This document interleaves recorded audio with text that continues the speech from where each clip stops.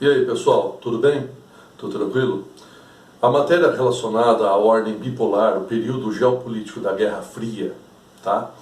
Nós temos que pensar aí no acontecimento que foi a Segunda Guerra Mundial, tá? Essa guerra provocou justamente, por ter acontecido no território europeu, o declínio das principais potências europeias, beleza? Muito bem, com esse declínio, a ascensão de dois polos de poder. Esses polos de poder nós definimos como? Definimos como Estados Unidos, que vai liderar o mundo capitalista, e a União Soviética, que vai liderar o mundo socialista, tá? Envolvendo esse aspecto da Guerra Fria, o que nós temos importante? Tá? Em 1944, a Conferência de Bretton Woods, que determina como dólar como moeda mundial, certo? A criação do FMI, a criação do Banco Mundial e a idealização do GATT, Acordo Geral de Tarifas e Comércio, que vai ser realmente criado em 1947, para controlar o comércio mundial. Em 1945, nós já temos aí a Conferência de Alta, que estabelece aí os rumos desse final da guerra para a característica que envolve as novas fronteiras, não é? O Stalin da União Soviética já passa a ocupar esse leste europeu, então isso tem esse ponto importante, não é? Já marcava que sobre o leste europeu estava descendo uma cortina de ferro, não é isso? Que ficaria sob o controle de governos ditatoriais socialistas, por exemplo, tá? Aí vem a Conferência de Potsdam, que é uma conferência importante que estabelece a divisão da Alemanha, tudo bem? Essa Alemanha, então, ocidental ficaria capitalista, a Alemanha oriental ficaria socialista, tá? Essa Conferência de Potsdam também é discutido a divisão das Coreias pelo paralelo 38 graus norte, mas é um outro assunto, daqui a pouco a gente vai comentar, tá? E aí, por fim, também em 1945 vem a Conferência de São Francisco, que é a criação da ONU, tá? Para manter a paz mundial, substituindo quem? A Liga das Nações, tudo bem? Nós temos um detalhe importante na questão da ONU, que ela não vai cuidar só da parte política, né, mas sim também presença em questões econômicas, questões sociais, questões climáticas.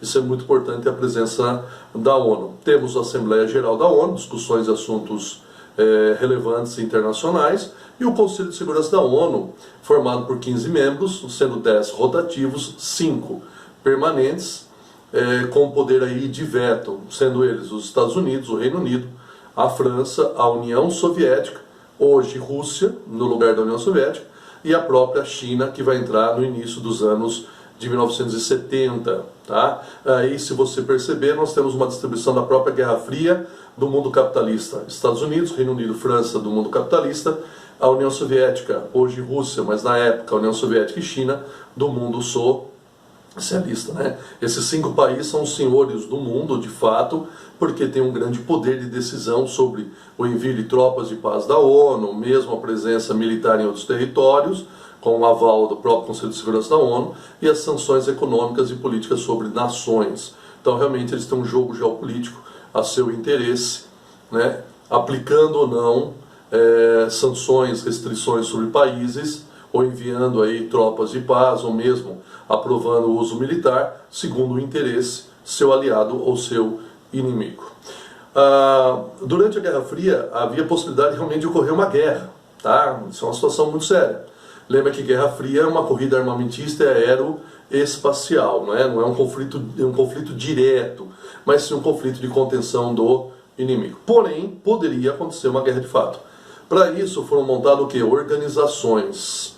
Vamos ter organizações militares do lado dos Estados Unidos, né? A OTAN, Organização do Tratado Atlântico Norte, 1949, e do lado soviético temos o Pacto de Varsóvia, em 1955. Organizações econômicas, como o Plano Marshall de ajuda econômica aos países, principalmente os países da Europa Ocidental, tá? 1947-48, acompanhada da doutrina Truman, a doutrina de contenção do socialismo, nascia aí a Guerra Fria. A União Soviética, logicamente, em 1949, vai criar o COMECON, Conselho de Assistência Mútua Econômica, para ajudar aí os seus países aliados, seus países aí sobre a sua influência socialista. Então nós criamos aí 2 organizações, militares e econômicas. Outro ponto são importantes relacionado à Guerra Fria. A descolonização afroasiática, incentivada por Estados Unidos e União Soviética, com reconhecimento da ONU pela autodeterminação dos povos.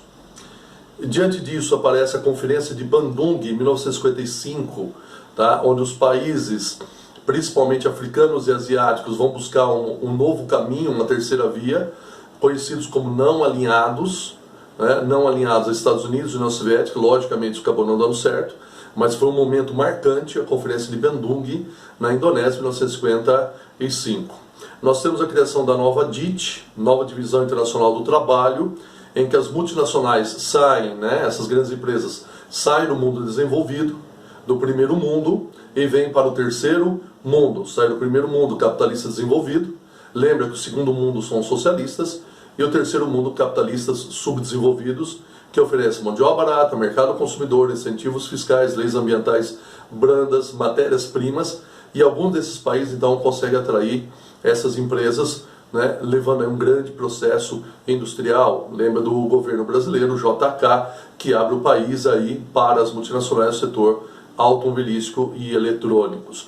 Isso cria uma nova divisão internacional do trabalho, em que países, mesmo sendo subdesenvolvidos, não só exportam matérias-primas, mas passam também a exportar produtos manufaturados, que hoje esses países são conhecidos como emergentes. O Brasil, a Argentina, o México, a África do Sul, Índia, China, os tigres asiáticos, tá? Lembra, nós estamos falando de Coreia do Sul, estamos falando de Hong Kong, de Taiwan, de Singapura, né?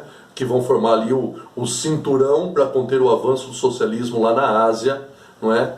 Em que nós vamos chamar aí praticamente um cordão sanitário na visão americana, que o socialismo expandia com uma grande epidemia para a Ásia, né? Podendo pular e chegar até a América. Então, é criada essa nova DIT. Lembrando que há países que estão na velha DIT ainda, certo? Que só exportam matérias-primas, grande parte dos países aí subsaarianos, da América Central, certo? E países aí do sul, sudeste asiático, tudo bem? São pontos importantes.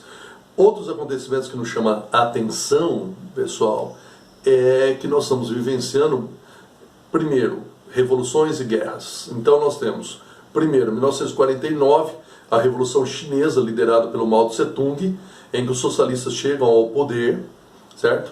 E o opositor Chiang Kai-shek, nacionalista, capitalista, foge para Taiwan, China insular, e proclama a República Nacionalista da China, correto? Que vai virar um tigre asiático aliado dos Estados Unidos.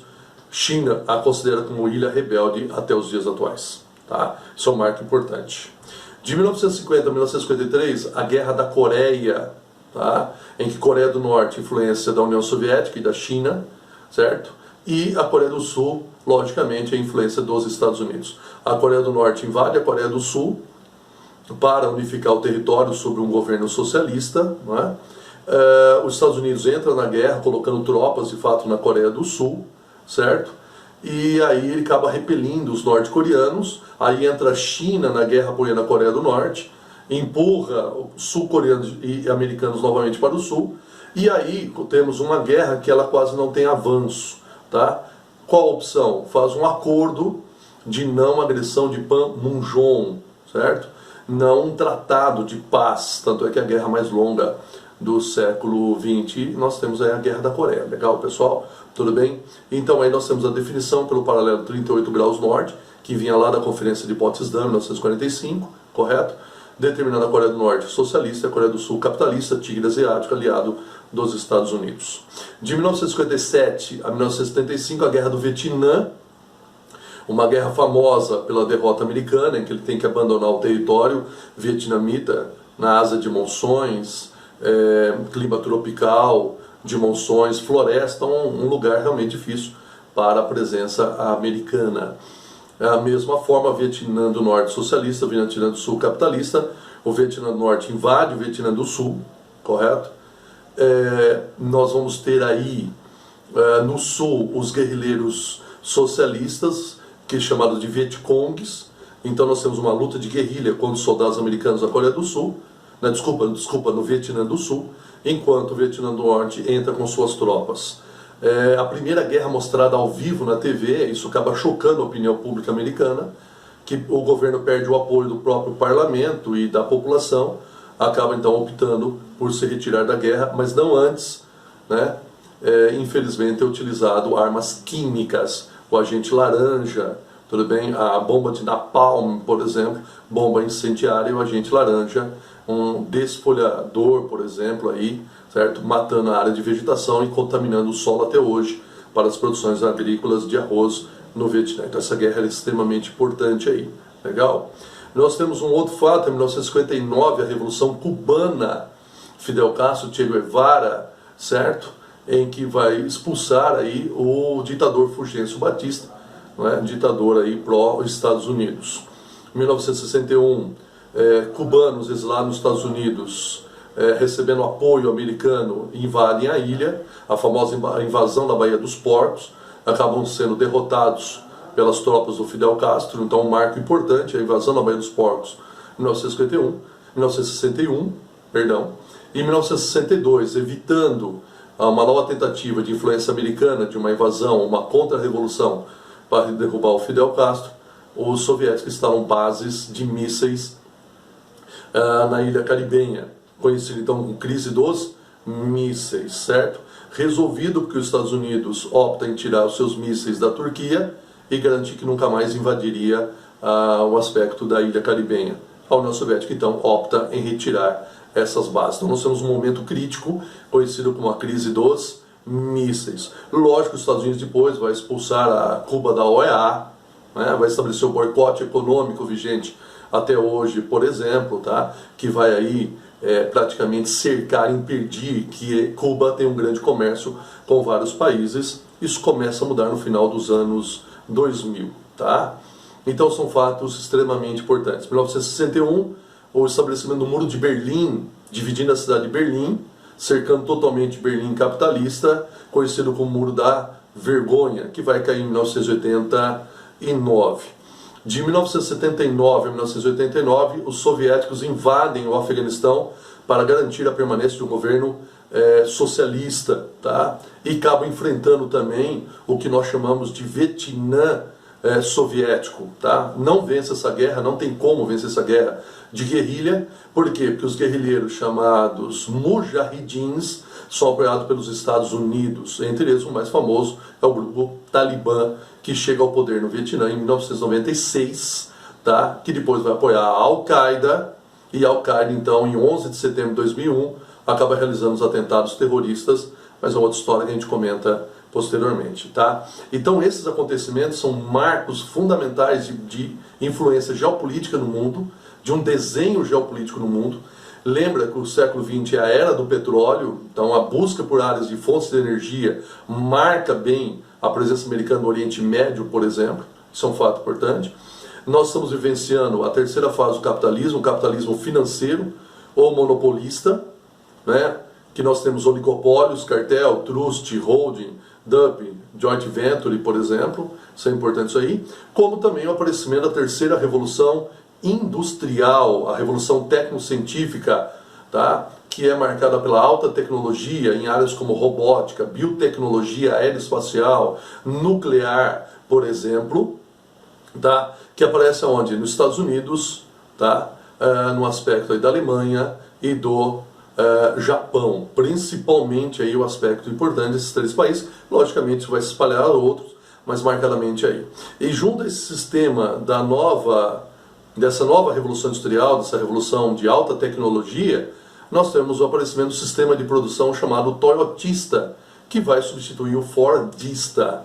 Então nós temos os fatores que marcam, tá, o toyotismo, é o just in time, o fim dos estoques, certo? Produção em quantidade necessária em tempo certo, um trabalhador altamente qualificado em função flexível, certo? Então precisa de qualificação máxima, descentralização industrial, o uso da internet, juntamente com os meios de comunicação, chamado telemática, que favorece. Então nós temos aí uma evolução muito grande no uso da robótica no sistema de produção. Bem como nós temos o volvismo, que é marcado pela qualidade do ambiente de trabalho. Então não é só o poder das máquinas, mas sim a integração entre as pessoas, a valorização do ser humano, certo? Nas relações aí de produção, diferente do autismo, que prega muito mais aí a importância das máquinas. Então são fatos realmente marcantes do período da Guerra Fria. Beleza, pessoal? Um grande abraço. Até mais.